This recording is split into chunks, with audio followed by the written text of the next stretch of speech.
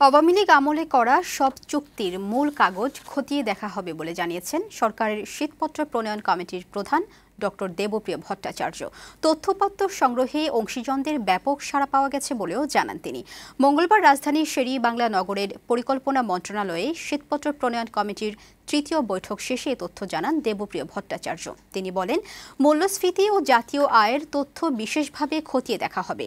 বৈঠকে সরকারের তথ্য তৈরি, পরিবেশন এবং প্রাক্কলন যারা করেন এমন ২৪টি সংস্থার প্রতিনিধিরা অংশ নিয়ে জানান, তারা রাজনৈতিক চাপে সরকারি কর্মকর্তারা এতদিন সঠিক তথ্য দিতে পারেননি। মোটা দাগে আইডেন্টিফাই করছি যে যেই সমস্ত প্রাক্কলনগুলো করা হয় সেই প্রাক্কলনগুলোর বস্তুগত ভিত্তি অত্যন্ত দুর্বল। অনেক সময় যারা প্রাক্কলন তৈরি করেছেন তারা অসহায় বোধ করেছেন, ওই প্রাক্কলন দিতে বাধ্য হয়েছেন। এই কথাটা অনেক বড়ভাবে এসেছে।